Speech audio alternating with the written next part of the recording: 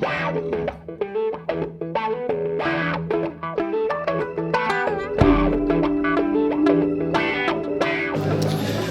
monsieur. Bonsoir. Vous venez donner une conférence à Toulon sur la COP21. Quels sont les enjeux de cette grande réunion? Normalement, les enjeux sont les enjeux que sont fixés les États, les chefs d'État et de gouvernement pour la COP21, c'est de déterminer quel serait un nouvel accord qui prendra la suite du protocole de Kyoto à partir de 2020, donc comment les négociations vont perdurer dans le futur, et donc déterminer quels sont les principes qui vont guider ces négociations sur l'après 2020, et comment, ici à Paris, vont être pris des engagements qui permettraient de rester en deçà de 2 degrés de réchauffement climatique d'ici la fin du siècle.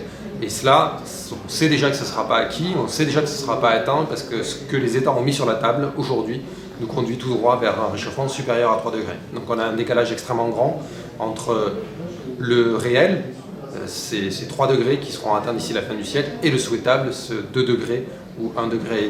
Et le problème, c'est que le décalage entre les deux ne sera pas l'objet de la négociation, c'est-à-dire qu'aucun pays ne va revoir à la hauteur, va revoir à la hausse ses objectifs de réduction d'émissions de gaz à effet de serre. Alors s'il y a peu d'espoir d'aboutir à un accord qui permettrait de ne pas dépasser les 2 degrés de réchauffement d'ici la fin du siècle, alors que faire?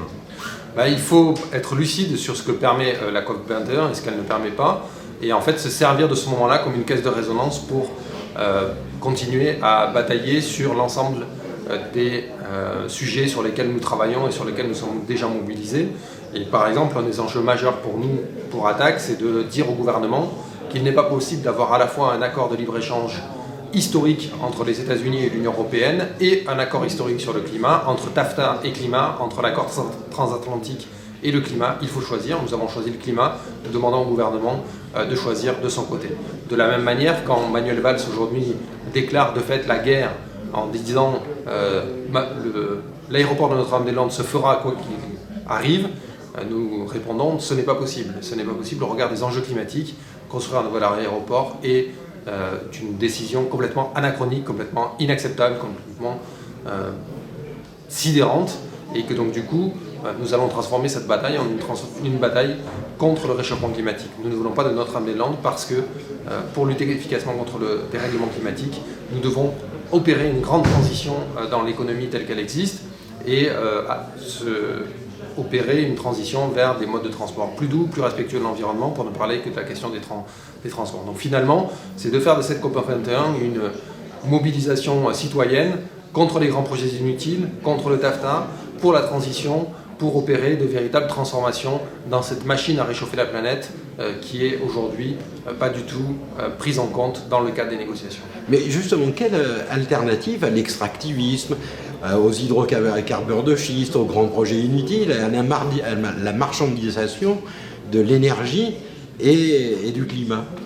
Les alternatives, elles sont nombreuses, elles sont dans toutes les initiatives qui peuvent être prises au niveau local, qui peuvent être prises par les citoyens, qui soient de la MAP au fait de changer de banque et de décider d'aller dans une banque qui soit moins nocive pour le climat, en passant par toutes les initiatives qui permettent de relocaliser les productions, que ce soit en matière agricole, en matière d'artisanat. Tout cela fait partie de la solution.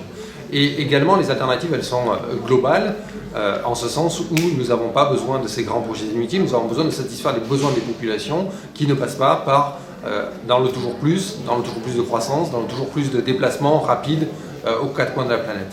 Et donc ces alternatives-là sont déjà présentes. La question, c'est de savoir comment on arrive à les développer, les déployer et faire en sorte qu'elles soient bien plus nombreuses et bien plus fortes en 2016 qu'elles ne le sont déjà en 2015. Et donc du coup de transformer cette COP21 en une formidable opportunité pour nous pour batailler sur ces enjeux-là. Et nous pouvons réellement le faire, nous l'avons déjà fait, nous avons obtenu des victoires l'année dernière contre des banques françaises qui étaient investies dans un projet de développement de charbon en Australie en leur disant qu'à l'approche de la COP, ils devaient retirer leur bille de ce projet d'investissement-là. Et c'est tout ce que nous faisons aujourd'hui à travers, en demandant aux banques françaises, aux investisseurs français, au gouvernement français, à l'État français, de ne plus subventionner et soutenir par exemple l'exploitation du charbon aux 4 coins de la planète. Et nous l'obtenons et nous le menons également en disant que nous allons réquisitionner toute une série, environ 200 chaises dans des banques aux 4 coins du pays, en demandant à ces banques, en disant à ces banques, nous réquisitionnons ces chaises et nous vous les rendrons le jour où vous retirez votre argent des paradis fiscaux, parce que cet argent des paradis fiscaux, nous en avons besoin aujourd'hui pour mettre en œuvre des politiques de transition énergétique, de transition écologique et sociale sur le territoire. Et l'argent pour le climat, l'argent pour la transition existe. Il est aujourd'hui dans les paradis fiscaux. Récupérons-le. Eh bien écoutez, il me reste à vous souhaiter bon courage. Merci, vous aussi.